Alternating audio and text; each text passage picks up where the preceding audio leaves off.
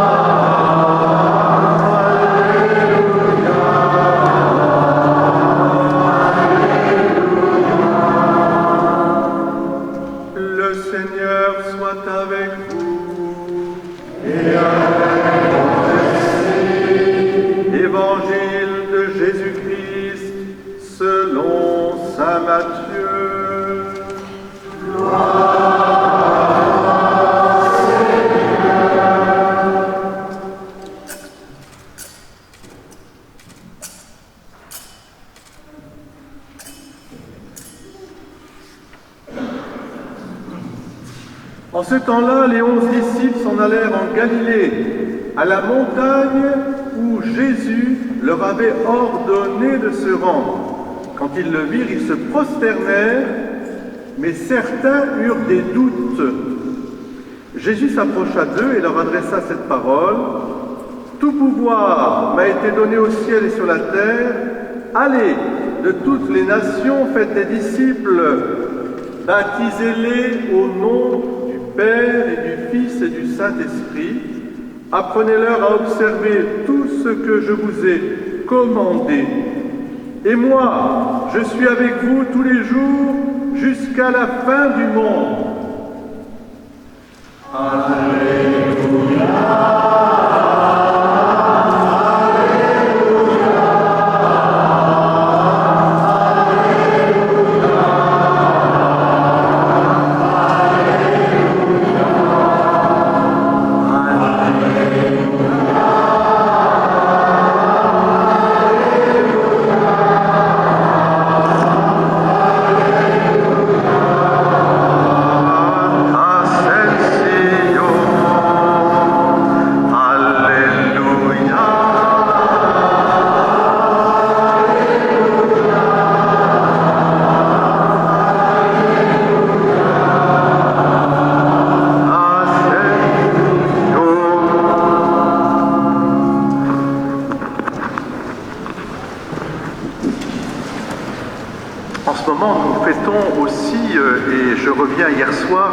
Des fêtes de Saint-Jean.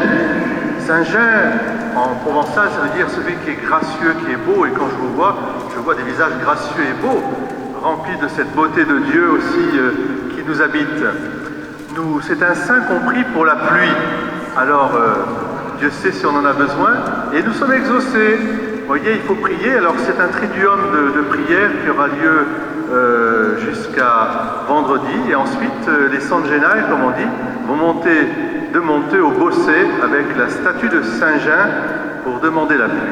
Pourquoi je vous parle de Saint-Jean? Parce que Saint-Jean lui-même demandait la conversion de son peuple en disant « Mais pensez aux réalités du ciel, convertissez-vous ». C'est-à-dire, marchez bien sur la terre, mais les yeux levés au ciel. C'est-à-dire, vous savez où vous allez, puisque celui que nous fêtons aujourd'hui, le Christ, mort et ressuscité, est monté aux cieux. Alors, les enfants, dans la première lecture qui a été très bien lue, on nous a parlé d'un personnage. Alors c'est celui qui écrit les Actes des Apôtres, c'est Luc. Je vous donne déjà la réponse, mais pas toute la réponse. Il s'adresse à quelqu'un. À qui s'adresse-t-il, les enfants? Alors, pas tout à fait aux apôtres, enfin ça englobe les apôtres, mais il porte un nom, le personnage qu'on a entendu. Alors, il s'adressait à un personnage qui s'appelle, alors vous les adultes toujours jeunes, vous avez bien entendu la première lecture, bien sûr, j'en suis sûr. Il s'adresse à... Oui, Théophile. Alors les enfants, est-ce que vous savez ce que ça veut dire Théophile? Dans le mot Théo, déjà Théo c'est quoi? Dieu, très bien. Et philos, alors, ça peut vouloir dire aimer de Dieu, ou alors qui aime Dieu, mais il est aimé de Dieu et qui aime Dieu. Alors ce mot théophile, il n'a pas été choisi par hasard par Luc, parce qu'en fait, c'est un nom qui nous englobe tous. Est-ce que vous êtes des théophiles aujourd'hui? Tous? Eh oui, nous sommes d'abord parce que nous sommes bien aimés de Dieu. Dieu a tant aimé les hommes qu'il a envoyé son propre Fils, non seulement pour nous sauver, mais pour nous ramener à lui en ouvrant le ciel. Et c'est pour ça qu'il est monté aux cieux. Nous sommes théophiles parce que nous sommes bien aimés de Dieu, mais aussi, je l'espère, nous cherchons toute notre vie à aimer Dieu. Et pour aimer Dieu, eh bien, il faut entendre la parole de Dieu et accueillir les mystères de Dieu qui se révèlent. La révélation. Voilà ce que Luc a raconté à travers ce petit récit de ces apôtres qui ont suivi le Christ et les disciples depuis le baptême de Jésus au Jourdain jusqu'à son ascension dans le ciel, en entendant « Voici que je suis avec vous jusqu'à la fin des temps ». Alors le mystère de l'ascension, les enfants, c'est un mystère. Qu'est-ce que ça veut dire l'ascension? Ascenseur, très bien. Tu as trouvé le mot ascenseur, c'est beau. Alors qu'est-ce qu'on fait dans un ascenseur? On monte, voilà, tu as tout à fait raison. On prend l'ascenseur, on monte, parfois on descend aussi. Et on peut descendre aussi. Eh bien, c'est le mystère de Dieu qui a envoyé son propre Fils qui d'abord est descendu. Celui qui peut monter au ciel, c'est celui qui est d'abord descendu du ciel, le Christ Jésus. L'ascension, c'est la puissance d'amour de Dieu qui est toujours avec nous. Alors qu'est-ce que ça veut dire que le Christ est monté aux cieux? Est-ce qu'il est monté dans le ciel où il y a les étoiles, les planètes et tout ça?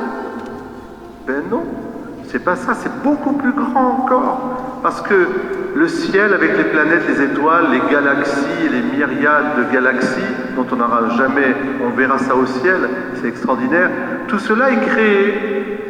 Tout cela a été créé, alors que le Christ, dans son humanité, avec son corps et son âme, il est monté rejoindre le Père dans l'éternité.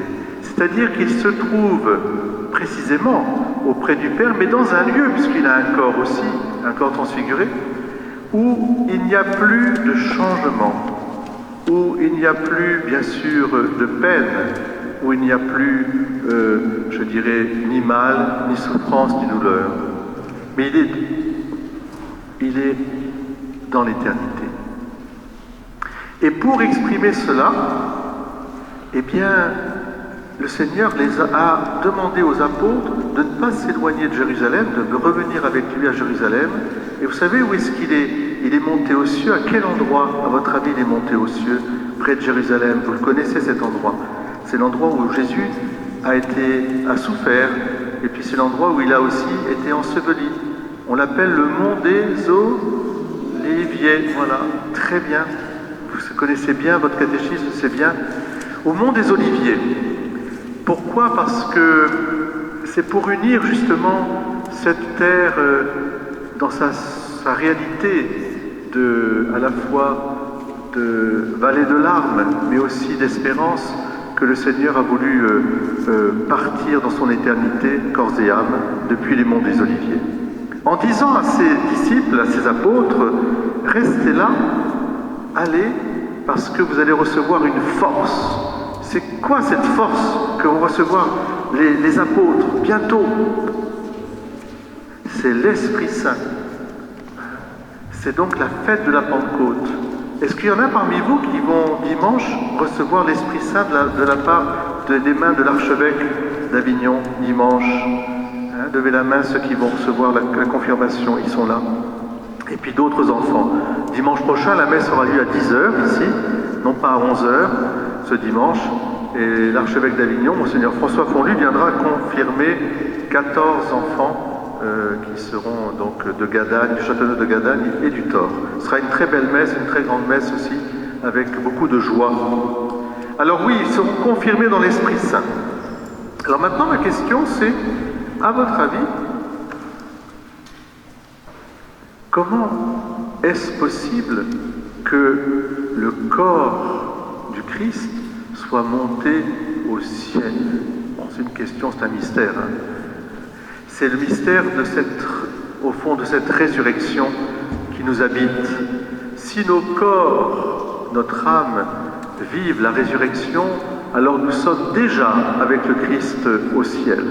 Notre corps et notre âme est appelé à être transfigurés, donc, au fond, ressuscités. Alors pourquoi j'ai employé le mot transfiguration? Parce qu'il y a comme une lumière qui, je dirais, émane du ciel et qui vient englober l'humanité du Christ et la montée vers Dieu. Je vais vous donner deux exemples. D'abord, je vous ai parlé de la transfiguration. Vous vous rappelez du récit où Jésus est sur le mont Tabor et là, il est transfiguré. C'est-à-dire qu'une lumière tout à fait incroyable de sa divinité sort de son corps, de sorte que apparaît avec lui deux personnages, Moïse et Élie. Et les apôtres, Pierre, Jacques et Jean, ils sont tellement bien qu'ils ont l'impression d'être déjà au paradis. Si tu veux, faisons 3 tentes. On est tellement bien. Donc une lumière incroyable qui, je dirais, qui ne vient pas de la terre. Nous avons de belles lumières. Récemment, il y avait eu un peu de pluie, il y a eu un arc-en-ciel magnifique. Et puis on a le soleil, quand le soleil est là. Eh bien, toutes celles et ceux qui ont eu affaire au ciel, et je vais vous donner 2 exemples aussi, eh bien, ont toujours dit qu'il y avait une lumière qui ne venait pas de la terre. Quelque chose d'incroyable. Par exemple, la Vierge Marie, quand elle apparaît à Bernadette, qu'est-ce qu'elle dit Bernadette à Lourdes? Pour ceux qui ont été à Lourdes il n'y a pas longtemps. Bernadette dit de la Vierge Marie qu'elle était si belle que l'on voudrait mourir pour la revoir. C'est-à-dire on voudrait monter au ciel. Elle était si belle parce qu'elle a une lumière qui ne vient pas de la terre. Quelque chose qui est à la fois doux, enveloppant, et puis en même temps rassurant, et au fond qui plonge celui qui est dans cette lumière, dans l'extase, une certaine participation à l'éternité. Vous avez la même lumière à Fatima.